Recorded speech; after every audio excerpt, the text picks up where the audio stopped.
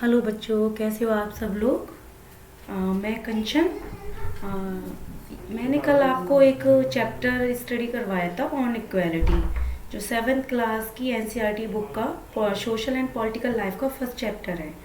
उसी में बच्चों मैंने उसे आधा एक्सप्लेन किया था कि जो इक्वालिटी है वो किस तरीके से हमारे इंडिया में इक्वालिटी है, या हम किस तरीके से समानता का व्यवहार होता है। फिर कहीं हमारे साथ इनइक्वालिटी भी हो जाती है तो वहाँ देखते हैं कि नहीं, यहाँ तो हमारे साथ कुछ भेदभाव हो रहा है। तो ये सारी चीज़ें हमने स्टडी करी थी लास्ट वीडियो में। अगर आपने नहीं देखा होगा तो उसमें फिर से थोड़ा पहले उसे देखें, फिर इसके बाद इसको वॉच करें, क्योंकि अगर मैं फिर से दोबारा एक्सप्लेन करूँगी तो ये वीडियो थोड़ी लंबी हो जाएगी। तो मैं सीधे पॉइंट पर आती हूँ। ये जो हमने कल ख़त्म किया था यहाँ पर जो इक्वालिटी इन इंडियन डेमोक्रेसी, मैं इस चैप्टर से आज स्टार्ट आपको करवाऊंगी। इक्वालिटी इन इंडियन डेमोक्रेसी यानी भारतीय लोकतंत्र में समानता। बच्चों देखो, कहने को हमारा इंडिया एक लोकतंत्र राज्य है, राइट।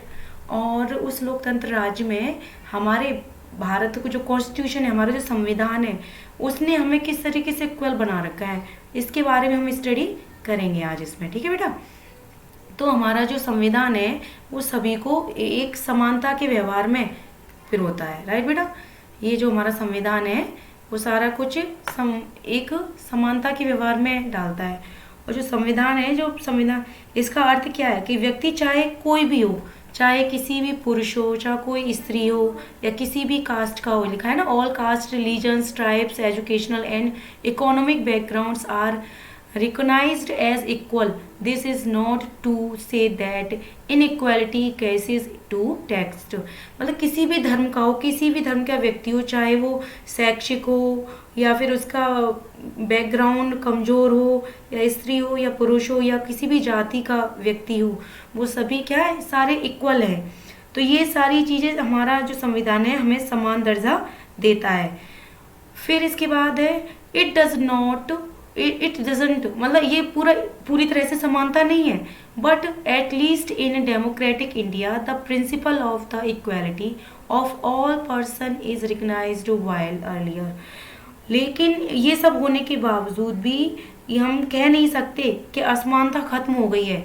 संविधान में हमें दर्जा दिया है कि हम एक समान है, सारे का सिस्टम कुछ नहीं है, या किसी भी जाति या किसी भी धर्म का व्यक्ति हो, सब एक समान है। लेकिन ये सिर्फ एक कहने के लिए बातें ही नहीं है, फिर भी ये असमानता हमारे अंदर से ख़त्म नहीं हुई है। लेकिन फिर भी जो संविधान है, हमारा जो संविधान है, कॉन्स्टिट्यूशन है, उसने हमें कम से कम ज़्यादा से ज़्यादा कुछ लॉ प्रोवाइड करे हैं जिससे कि समाज में इक्वालिटी बनी रहे, है ना। तो ऐसा नहीं है कि किसी ने हमें इस दौरान कोई हमें भेदभाव किया हो। तो हमारा जो डिस्क्रिमिनेशन हो रहा है, हमारी जो सोसाइटी में डिस्क्रिमिनेशन हो रहा है, डिस्क्रिमिनेशन मतलब भेदभाव बेटा, है ना। जो भी हमारे साथ कुछ भेदभाव होता है, इसके बारे में हमारे संविधान ने थोड़ा, जो हमारे साथ दुर्व्यवहार होता है, treated with dignity as equal, जो भी हमारे साथ इल ट्रीटमेंट होता है, इल ट्रीटमेंट दुर्व्यवहार, कोई बुरा व्यवहार करता है जो हमारे साथ, डिस्क्रिमिनेशन हमारा जो भेदभाव होता है, इल ट्रीटमेंट जो दुर्व्यवहार करते हैं, और डिस्क्रिमिनेशन जो हमारे छुआछूत वगैरह ये डिस्क्रिमिनेशन होता है ना, या फिर जो हमारे यहाँ के जो शेड्यूल कास्ट है उनको नीचे बिठाना, इक्वलिटी प्रोवाइड ना कराना। तो इन सब के साथ जो भी दुर्व्यवहार हो रहा है, इसके लिए हमारे संविधान ने कुछ रूल्स बनाए हैं, कुछ नियम कानून बनाए हैं, ठीक है ना बेटा। तो इसी में हम आपको इस चैप्टर में आगे स्टडी करेंगे। नेक्स्ट है आपका this recognise of equality includes some of the following provision of in the constitution. First, that every person is equal before the law. What this means is that every person from the president of the country of Kanta domestic worker has to obey the same law. Second, no person can be discrimination against on the basis on their religion. जो हमारे संविधान ने जो भी ये चीज़ें करी हैं, जो इक्वालिटी की बात जो करी हमारे संविधान में, जो स्थापित किया है, समानता का जो संविधान ने प्रावधान लेकर आया है, वो पहली बात तो first that every person is equal. पहली बात तो ये है कि लॉ आने से, यानी कोई भी नियम कानून आने से पहले ही ये डिक्लाइन कर दिया कि हम सब एक समान है। What is this mean that every person from president of the country to कांता, उस कंट्री में जो भी कंट्री है, जो भी रह रहा है इस देश में, चाहे वो कांता हो या कोई अलग व्यक्ति हो, चाहे घरेलू महिला हो या किसी भी वर्ग या कानून के लोग हों, वो सब एक समान लोग हैं। सेकंड थिंग क्या है बेटा आपका? सेकंड थिंग है कि no person can be discriminated against on the basis of their religion. हम किसी भी व्यक्ति के, जो किसी भी धर्म के व्यक्ति को, किसी भी कास्ट के व्यक्ति को हम डिस्क्रिमिनेशन नहीं करेंगे। चाहे कि कुछ लोग होते भाई बर्थ से वो तो शेड्यूल कास्ट है, तो उसके साथ हम किसी भी तरीके का दुर्व्यवहार नहीं करेंगे, चाहे फिर वो मेल हो या फीमेल हो, किसी भी तरीके से उसके जन्म स्थान से, उसके धर्म या जाति या वंश के आधार पर हम उसको भेदभाव नहीं किया जा सकता according to our constitution. Third है बेटा, third, every person has access to all public places including playgrounds, hotel, shops and markets, और persons can use publicly available wells, roads and bathing gardens. Fourth, untouchability has been abolished. बेटा जो भी, third बात तो ये है, यानी तीसरी बात तो ये है कि हमने पहले क्या पढ़ा था कि हम किसी भी रिलीजन वगैरह पे के बेस पे उसे डिस्क्रिमिनेशन नहीं करेंगे। थर्ड है बेटा कि आपका जो भी व्यक्ति किसी भी प्लेग्राउंड में, किसी भी कास्ट का व्यक्ति हो, किसी भी प्लेग्राउंड में खेलने के लिए जा सकता है, किसी भी होटल में खाना खाने के लिए जा सकता है, शॉप या किसी भी मार्केट में जा सकता है। कोई भी व्यक्ति हो, सारे पर्सन जो भी अवेलेबल है हमारी सोसाइटी में, कहीं भी आने जाने का उनको, या कहीं भी किसी भी घाट पर, किसी भी तट पर, किसी नदी के तट पर जाने का उसको अधिकार है। और अनफॉर्चुनेबिलिटी होता है बेटा अनटचेबिलिटी, छुआछूत। अनटचेबिलिटी क्या होता है बेटा? छुआछूत। तो हैज़ बीन अबॉलिश, जो भी हमारे समाज में जो छुआछूत की बीमारी है, जो भी हम सोसाइटी में अपना छुआछूत की बीमारी से लोगों को डिस्क्रिमिनेशन कर रहे थे, वो सारी हमने अबॉलिश कर दी, यानी कि ख़त्म कर दी है। राइट बेटा? फिर है आपका ये to ways in which the government has tried to implement the equality that is guaranteed in the constitution is first through law and second through government programs or schemes to help disadvantaged communities. These are several laws in India that protect every person's right to be treated equally. बेटा equally हमारे जो constitution ने ये सारे rule, नियम, कानून तो बनाए हैं, साथ ही साथ हमारी सोसाइटी में इक्वलिटी की जो सोच है उसको स्थापित करने के लिए हमारी गवर्नमेंट ने कुछ स्कीम और चलाई हैं, कुछ अलग से भी कुछ नियम चलाए हैं, कुछ प्रोग्राम चलाए हैं। जैसे आपने सुना होगा ना कि गवर्नमेंट स्कूल जो होते हैं, सरकारी स्कूल, उसमें है ना दोपहर का भोजन फ्री मिलता है ना। और ये क्यों ऐसा प्रोग्राम क्यों चला गया बेटा? ये प्रोग्राम इसलिए चलाए गए जिससे कि हमारे देश के बच्चे ज़्यादा से ज़्यादा पढ़ाई लिखाई में आगे बढ़ें। और क्योंकि सारे जो गवर्नमेंट पब्लिक सेक्टर होते हैं, मैंने बताया था आपको पहली वीडियो में, जो पब्लिक सेक्टर होते हैं वो सभी कास्ट के लिए खुले हुए होते हैं, चाहे वो अमीर हो या गरीब हो या पुअर, मतलब किसी भी कास्ट का व्यक्ति हो, किसी भी धर्म का, किसी भी जाति का या किसी भी बैकग्राउंड का व्यक्ति हो, वो सारे लोग गवर्नमेंट या पब्लिक सेक्टर में आकर एडमिशन ले सकते हैं, गवर्नमेंट हॉस्पिटल में जा सकते हैं। तो ये कुछ प्रोग्राम्स ऐसी गवर्नमेंट ने किए हैं कि जो गवर्नमेंट स्कूल है उसमें किसी कोई कास्ट सिस्टम की बेस पर कोई भेदभाव होता है? नहीं होता बेटा, क्योंकि उसमें कोई भी व्यक्ति हो, किसी भी कास्ट का हो, सारे बच्चे एक साथ जाकर एडमिशन ले सकते हैं। इसी तरीके से गवर्नमेंट ने स्कीम भी चलाई है जिससे कि हमारे यहाँ पर ऐसा डिस्क्रिमिनेशन ना हो कि जो जनरल कास्ट है वो तो पढ़ लिख कर आगे बढ़ जाएं और जो शेड्यूल कास्ट हैं वो लोग आकर पीछे रह जाएं या उनको शिक्षा का अधिकार ना मिले। तो ऐसे गवर्नमेंट ने कुछ प्रावधान किए हुए हैं कि जो गवर्नमेंट स्कूल है उसमें उन्हें दोपहर का भोजन मिलना चाहिए, जिससे कि ज़्यादा से ज़्यादा हमारे देश के लोग पढ़ सकें।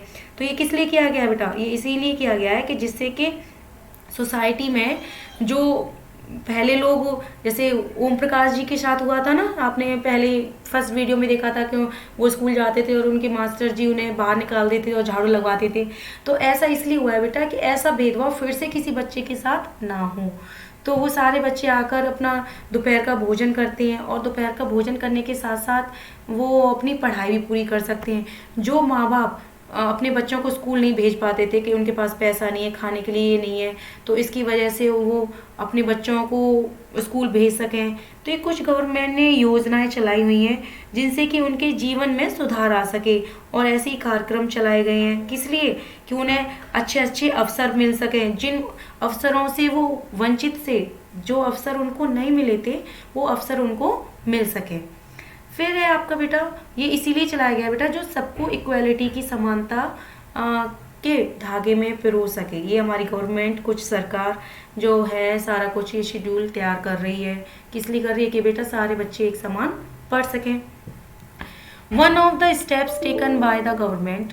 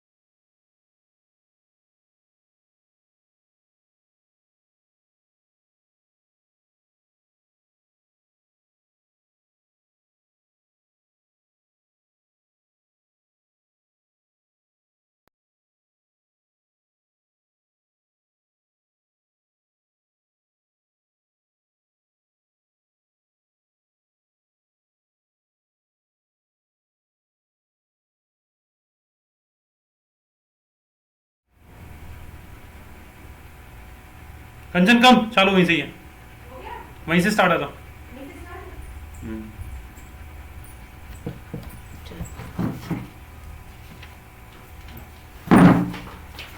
बेटा ये कुछ थोड़ा सा नेटवर्क इशू आ गया था, इसकी वजह से ये वीडियो थोड़ा पॉज हो गया, लेकिन वी आर कंटिन्यू अगेन। तो मैंने ये आपको यहाँ तक समझा दिया था ना कि ये जो गवर्नमेंट है जो स्कीम वगैरह चला रही है वो किस लिए चला रही है, इक्वालिटी की वजह से, सोसाइटी में इक्वालिटी बनी रहे। तो इसी तरीके से कुछ प्रोग्राम चलाए हुए हैं इंडिया में। मैंने जो मध्याह्न भोजन की स्कीम जो बताई थी, जो दोपहर में भोजन की जो स्कीम है, कि ये सोसाइटी में इसलिए चलाई गई जिससे कि बच्चों को सभी को समान अवसर मिल सके। खाने के ज़रिए जो माँ बापों के पास स्कूल में भेज नहीं पाते थे तो वो अपना बच्चों को स्कूल भेज सकें, है ना। तो इसी तरीके से गवर्नमेंट ने स्कीम चलाई थी कि मध्याह्न भोजन की जो योजना चलाई थी। तो ये योजना बेटा सबसे पहले 2001 में चलाई गई थी, और सबसे पहले इसका जो अनावरण किया गया था वो तमिलनाडु में हुआ था। यानी कि तमिलनाडु में सबसे पहले ये योजना चलाई गई कि 2001 में कि जो जितने भी सारे बच्चे हैं ये गवर्नमेंट स्कूल में आएंगे, और आने के साथ साथ वो अपनी स्टडी करेंगे, और साथ ही साथ उनको वो वहाँ पे उनको दोपहर का भोजन भी प्रोवाइड किया जाएगा। पहले क्या होता था कि बच्चे स्कूल तो आते थे, लेकिन है ना दोपहर में भोजन करने के बहाने स्कूल से चले जाते थे, और फिर उसके बाद वो वापस नहीं आते थे। तो स्कूल में गवर्नमेंट ने सोचा कि ये बच्चे स्कूल तो आते हैं लेकिन पूरे दिन स्कूल में नहीं रहते, तो इसलिए उन्होंने एक मध्याह्न भोजन की स्कीम चलाई जो सर्वप्रथम तमिलनाडु राज्य में 2001 में चलाई गई थी।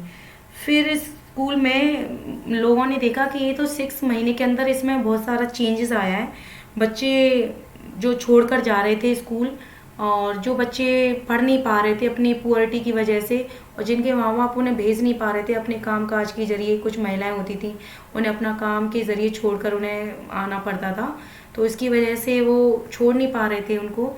और स्कूल नहीं आ पाते थे। इसकी वजह से उन्होंने देखा कि 6 महीने में ये योजना चलाने से बहुत ज़्यादा इम्प्रूवमेंट हुआ है, और जो माँ बाप को दिक्कत आ रही थी अपने बच्चों को भेजने में, वो भी माँ बाप ज़्यादा से ज़्यादा अपने बच्चों को स्कूल भेज रहे हैं। इसी तरीके से ये आपका नेक्स्ट आता है आपका ये poor students who often come to school and can not concentrate because their stomach are empty. अब ऐसा नहीं है कि जिन बच्चों को की वजह से, भूखे होने की वजह से जो स्कूल छोड़ना पड़ता था, खाली पेट स्कूल नहीं आ पाते थे, अब ध्यान नहीं हो पाता था, उनका ध्यान केंद्रित नहीं कर पाते थे, कंसंट्रेट नहीं हो पाते थे अपनी पढ़ाई पर। तो अब ऐसा नहीं है, जो बच्चे आते हैं उनको अब वो खाना भी मिलता है उनको और पढ़ाई भी मिलती है। तो वहाँ का जो टीचर्स का फीडबैक आया है वो काफ़ी अच्छा आया है। और जो वहाँ की दलित महिलाएं थी वो वहाँ पे जो खाना बनाने का कार्य करने लगी हैं, और क्योंकि उसमें सभी कास्ट के बच्चे आते हैं, तो अब देखा गया है कि जो कास्ट सिस्टम था वो भी थोड़ा थोड़ा रिड्यूस हो रहा है, क्योंकि वहाँ दलित महिलाएं खाना पका रही हैं, वहाँ दलित बच्चे पढ़ रहे हैं, सारे कास्ट के बच्चे पढ़ रहे हैं। तो ये सारा धीरे धीरे चेंज आ रहा है। While government program play an important role in increasing equality of opportunity, there is much that still needs to be done. While the middle meal programs has helped increase the enrollment and attendance of poor children in school, there continue to be big differences in our country between schools that the rich attend and those that the poor attend eve। तो बेटा जो condition हो रही थी कि जो ये सरकार ने जो चलाए हैं कार्यक्रम, तो अब अफसरों की जो उनके अफसर थे जो इनसे खो रहे थे, अब वो देखा जा रहा है कि उनमें काफ़ी सारे बच्चों को अपॉर्चुनिटी मिल रही है, अवसर मिल रहे हैं अपने आप को इंक्रीज करने के लिए। और साथ ही साथ जो दोपहर के भोजन की स्कीम जो चलाई गई थी, अब देखा जा रहा है कि जो निर्धन बच्चे थे, जिन बच्चे पढ़ नहीं सकते थे, अब वो भी बच्चे अपना एनरोलमेंट बढ़ा रहे हैं, उनकी उपस्थिति दर्ज होती जा रही है और उनकी तादाद बढ़ती जा रही है, स्कूल में आने की संख्या भी बढ़ रही है और स्कूल में देर तक पढ़ने की भी संख्या बढ़ रही है। अब उन स्कूलों में बहुत लोग हैं जहाँ गरीबों के बच्चे भी पढ़ते हैं और देश के अन्य स्कूलों में भी बच्चे पढ़ते हैं। तो ये थोड़ा भेदभाव की भी जो हमारे अंदर वो थी, और जो दलित महिलाएं वगैरह थी वो वहाँ पे भोजन भी पकाती हैं। तो ये थोड़ा हमारा धीरे धीरे जो डिस्क्रिमिनेशन के अगेंस्ट हमारी ये सोसाइटी खड़ी होती जा रही है। ठीक है ना बेटा? तो ये आप लोग देख सकते हैं कि किस तरीके से गवर्नमेंट ने अपने प्रोग्राम के जरिए दलित चिल्ड्रनों और महिलाओं बच्चों के लिए उनकी डिग्निटी का भी ध्यान रखा है। तो ये सारा कुछ श्रेय हमारी गवर्नमेंट को भी जाता है और साथ ही साथ अब धीरे धीरे चेंजेस भी आ रहे हैं। ठीक है ना?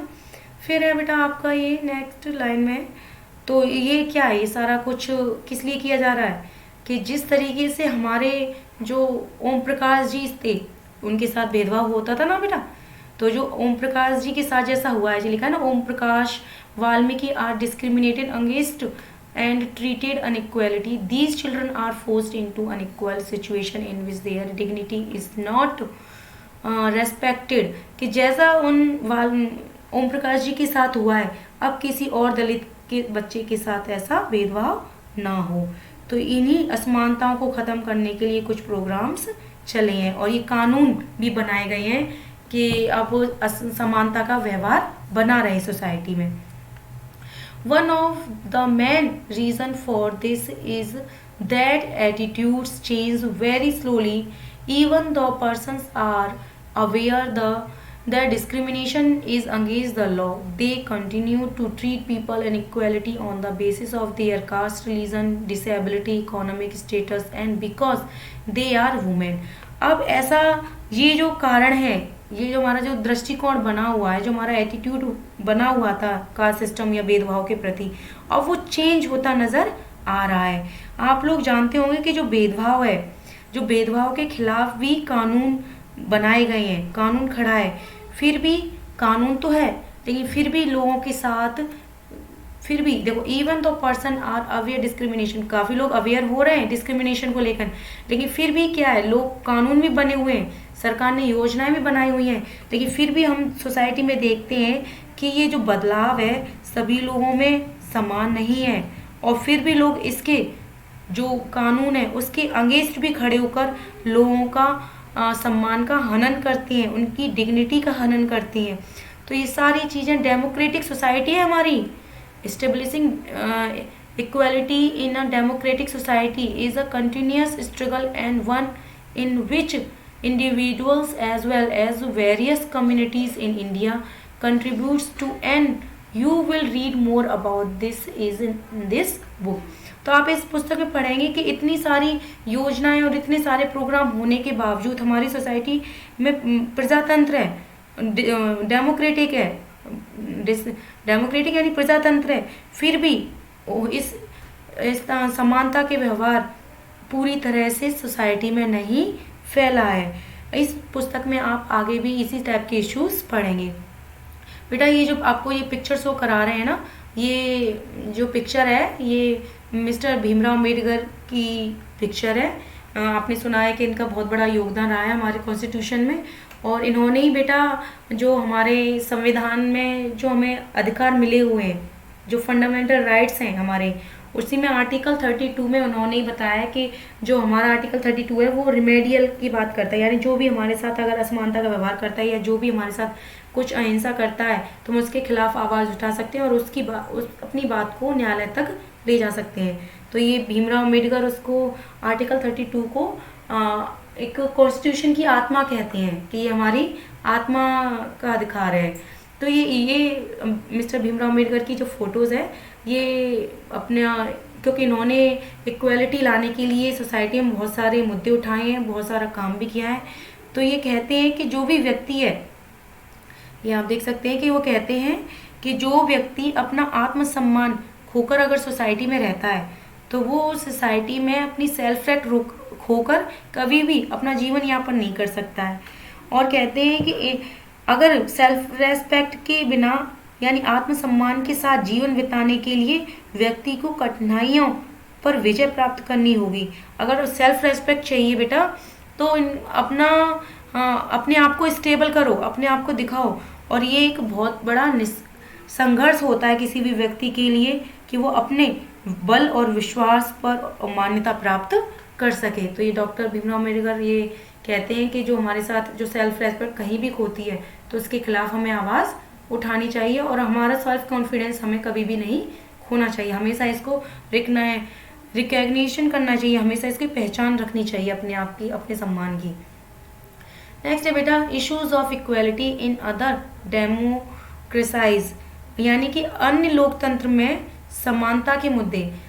इश्यूज ऑफ इक्वालिटी यानी कि इक्वालिटी के जो इश्यूज हैं इन अदर डेमोक्रेसीज, यानी और भी डेमोक्रेटिक कंट्रीज हैं, जैसे हमारा इंडिया एक डेमोक्रेटिक कंट्री है ना, इसी तरीके से ऐसा नहीं है जो हमारे यहाँ डिस्क्रिमिनेशन जो हो रहा है या इनइक्वालिटी की जो बात हो रही है सिर्फ हमारे इंडिया में है, ऐसा नहीं है बेटा। अदर डेमोक्रेसीज और भी कई सारी डेमोक्रेटिक कंट्री हैं जहाँ पर इस तरीके की घटनाएं होती हैं। You are probably wondering whether India is the only democratic country in which there is inequality and where the struggle for the equality continues to exist। तो ऐसा नहीं है कि जिस हम समानता की जो भावना है लाने के लिए जो सिर्फ हम इंडिया में संघर्ष कर रहे हैं, ऐसा बिल्कुल भी नहीं है। जो ये समानता की जो भावना हम अपनी इंडिया में लेकर आ रहे हैं तो ऐसा सिर्फ पॉसिबल नहीं है कि ये सिर्फ हमारी ही सोसाइटी में हो रहा है, ये हमारे ही सोसाइटी में नहीं है, ऐसा और भी देशों में हो रहा है। जैसे कि आपने सुना होगा कि पहले अमेरिका जो कंट्री था कितना बड़ा डेवलप कंट्री है, राइट। तो वहाँ भी पहले बेटा उन गोरे और काले लोगों में भेद किया जाता था, और वहाँ से जो अफ्रीकन अमेरिकीज थे, जो United of State of America के जो अफ्रीकन लोग थे, United State of America, the African Americans who ancestor, यानी जो अमेरिका में अफ्रीकन अमेरिकी आकर रहने लगे क्योंकि उनका जो रंग था वो थोड़ा सांवला था, तो उनके साथ भी व्यवहार किया जाता था।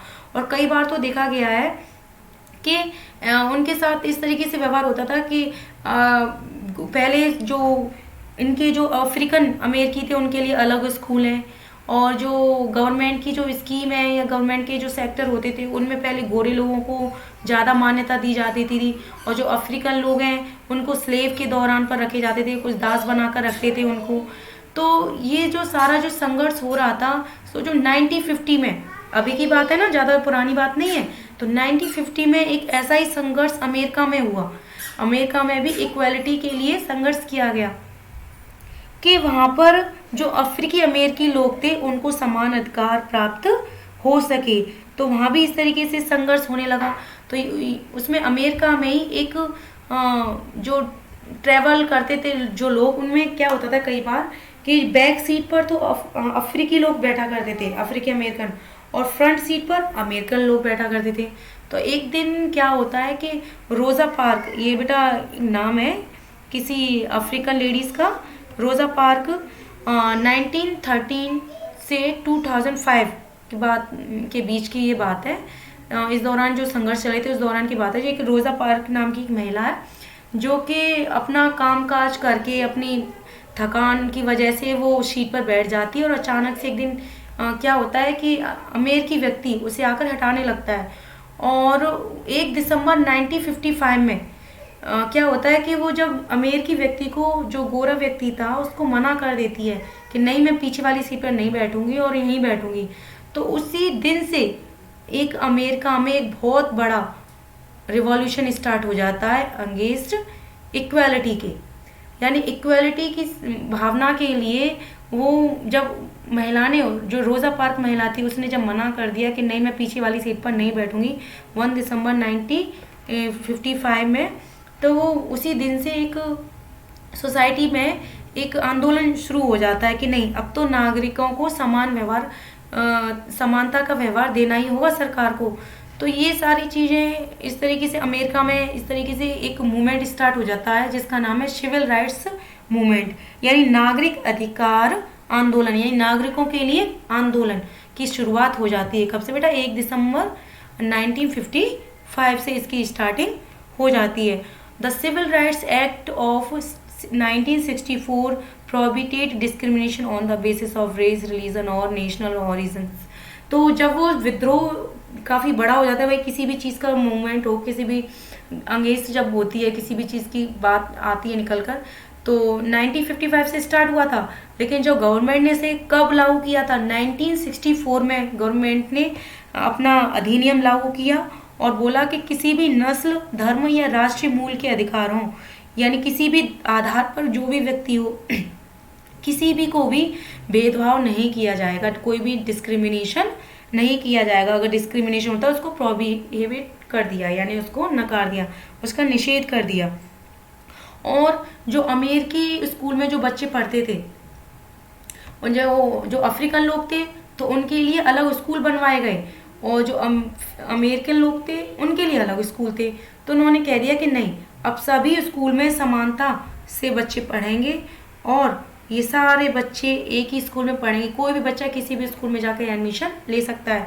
अफ्रीकन जो अमेरिकी थे उनके साथ इतना व्यवहार किया जाता था कि जो उनके स्कूल थे वो भी, उनमें ज़्यादा सुविधाएं नहीं थी, जो उनके टीचर्स थे वो भी ज़्यादा पढ़े लिखे नहीं थे, और उनका जो अलग स्कूल बना रखे थे। लेकिन जब 1964 में जब ये नियम आ गया कि नहीं, अब किसी भी नस्ल या किसी भी जाति से भेदभाव नहीं किया जाएगा, तो उसके आधार पर अमेरिकी गवर्नमेंट ने इसको लागू कर दिया और सभी लोगों को समानता का अधिकार प्राप्त कराया। अब बेटा देखो, 1964 कोई ज़्यादा पुरानी बात नहीं है, ये अभी की बात है, जबकि यूनाइटेड अमेरिका कितना बड़ा है, कितना विकसित राज्य है, कितना विकसित स्टेट है, एक्चुअली कंट्रीज है ना। आज की दुनिया में सबसे ज़्यादा कितने, अमेरिकी की बात करें तो कितना वर्ल्ड में सबसे ज़्यादा अमीर व्यक्तियों वाला शहर है, एक तरह से कंट्री है। तो आप लोग देख सकते हैं उसमें भी ऐसा डिस्क्रिमिनेशन किया जाता था, भेदभाव किया जाता था अफ्रीकी और अमेरिकन के बीच में। अब जो बात आती है कि अब हमारे कॉन्स्टिट्यूशन में भी कुछ ऐसे आर्टिकल्स मैंने बताए थे, कुछ नियम लागू किए गए हैं सरकार ने और कुछ अनुच्छेद बनाए गए हैं। तो इसी तरीके से हमारे जो एक्सपर्ट हैं, जो हमारे संविधान के जो अनुच्छेद हैं, अनुच्छेद आर्टिकल्स 15 में, जो हमारा संविधान है, कॉन्स्टिट्यूशन है, उसमें आर्टिकल 15 में बताया गया है कि किस तरीके से हम किसी भी चीज़ के ऊपर डिस्क्रिमिनेशन नहीं कर सकते, चाहे वो किसी भी रिलीजन का हो या रेस का हो, नस्ल का हो, कास्ट का हो, किसी भी जाति का, सेक्स का, यानी फीमेल या मेल, और किसी भी बर्थ ऑफ प्लेस, यानी कि किसी के जन्म स्थान के आधार पर भी हम किसी चीज, इनको अपने इंडियन पीपल्स को भेदभाव नहीं कर सकते हैं। इसी में आपको बताया गया है कि जो भी हमारा स्टेट है, कोई भी स्टेट हो, वो इन लोगों को, किसी भी सिटीजन्स को किसी इन चीज़ों के आधार पर किसी को भी डिस्क्रिमिनेशन नहीं करेगा, उनके साथ भेदभाव नहीं करेगा। और सिटीजन्स के लिए भी बताया गया है कि कोई भी नागरिक केवल धर्म, मूल, जाति, लिंग, जन्म या इनमें से किसी भी आधार का व्यक्ति हो, वो कोई भी व्यक्ति किसी भी पब्लिक सेक्टर में जा सकता है, किसी भी रेस्टोरेंट में जा सकता है, किसी भी होटल में, किसी भी स्थान पर वो जा सकता है। किसी एंटरटेनमेंट यानी कहीं भी जहाँ भी ये आपको अच्छा लग रहा है वो किसी भी जगह पर अपना जा सकता है, कोई भी इसको रोक टोक नहीं है, किसी भी तरीके की रोक टोक नहीं है। तो ये सारा जो प्रावधान है वो किस में किया गया है बेटा? आर्टिकल 15 में। आपने लोगों को सुना होगा कि पहले कुछ कुएं वगैरह होते थे, उसमें बोला जाता था कि जो शेड्यूल कास्ट के लोग हैं वो नहीं जाएंगे, उस कुएं से पानी नहीं भरेंगे, और जो जनरल कास्ट के लोग हैं वो वहाँ उस कुएं पर जाएंगे या उस घाट पे जाएंगे और पानी वगैरह भरेंगे। तो ये सारा जो डिस्क्रिमिनेशन था आर्टिकल 15 के अंतर्गत ये सारा अबॉलिश कर दिया है, सारा ख़त्म कर दिया है। क्यों ख़त्म कर दिया है? क्योंकि हमें अपना देश हमारा क्योंकि डेमोक्रेटिक इंडिया है, तो यहाँ सभी को समानता का व्यवहार मिलना चाहिए, है ना। तो इसी ये सारी बातें कहाँ होती है, किस आर्टिकल में बेटा? आर्टिकल 15 में। तो इसी में से कुछ क्वेश्चंस भी तैयार होते हैं कि जैसे तमिलनाडु में मध्याह्न भोजन की जो योजना थी वो कब लागू की गई थी? 2001 में। और अमेरिका में जो विद्रोह चला था अफ्रीकन जो अमेरिकी थे उनके खिलाफ, जो उनके साथ जो नस्ल भेदभाव किया जा रहा था वो कब किया गया था? 1 दिसंबर 1955 में। उस लेडीज का नाम क्या है जिसने ये स्टार्ट किया था? रोजा। तो ये सारे कुछ जेन्युइन फैक्ट हैं जिनको आपको याद होना चाहिए और ये आपकी मदद भी करेंगे एग्जाम के दौरान। तो इसी तरीके से ये थोड़ा सा टॉपिक और है, फिर इसके बाद ये बाइंड अप हो जाएगा आपका ये chapter.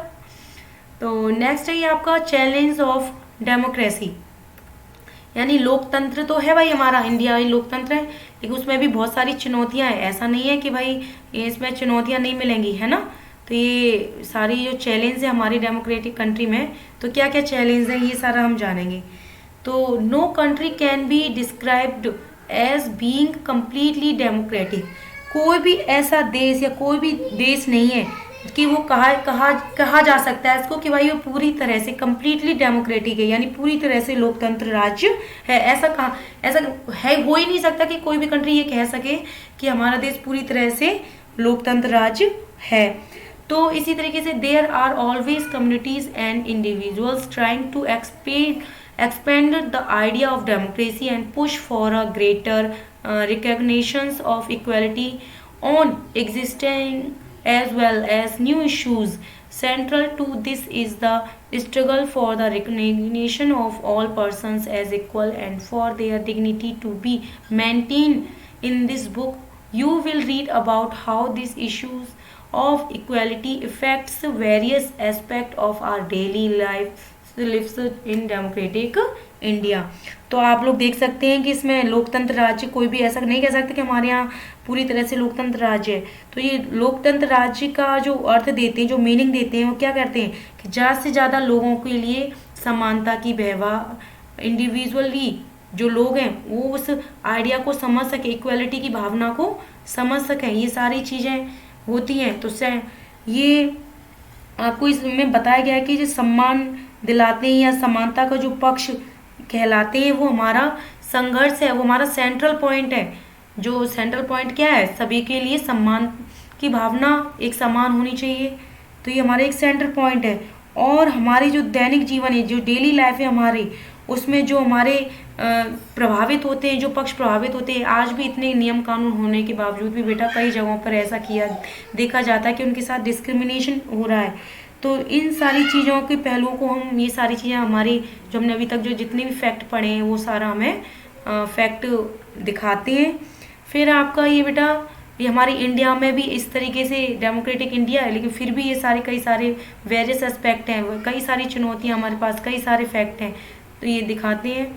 As you read this chapter, आप इस चैप्टर में पढ़ा होगा कि think about whether the equality of all person and their being able to maintain their dignity is upheld. आपने इस चैप्टर में पढ़ा होगा कि किस तरीके से व्यक्तियों के सम्मान और उनके आत्मसम्मान को ऊंचा रखने की भावना लोग स्वीकार कर रहे हैं या नहीं कर रहे हैं, कि इतने सारी सुविधा और इतनी सारी जो गवर्नमेंट स्कीम है उनके जरिए भी हमारे अंदर कितनी चीज़ों की परेशानी हो रही है और कहाँ कहाँ हमें इक्वलिटी प्रोवाइड किया जा रहा है, ये आप लोग इस वीडियो के दौरान समझ सकते हैं और आप इस चैप्टर के दौरान समझ सकते हैं। तो बेटा ये क्वेश्चन है, you can see all question and try to understand this chapter, और इस चैप्टर को समझकर ये आप खुद से सॉल्व करें इस चैप्टर को। जैसे in democracy why is universal adult franchise, कि आप ही ऐसा क्यों सोचते हैं,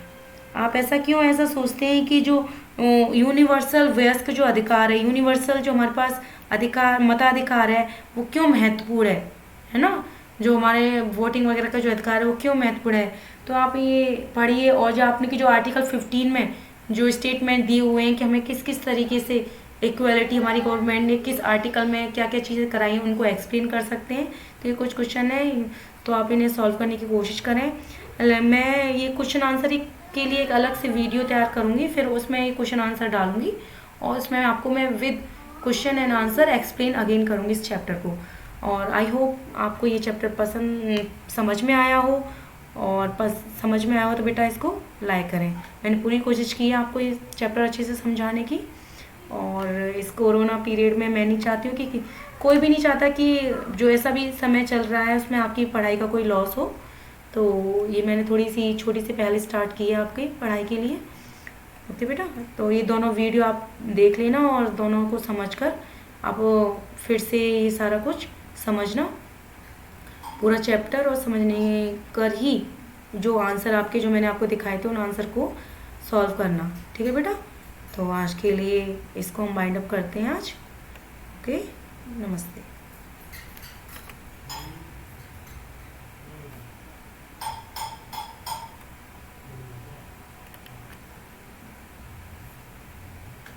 हो गया।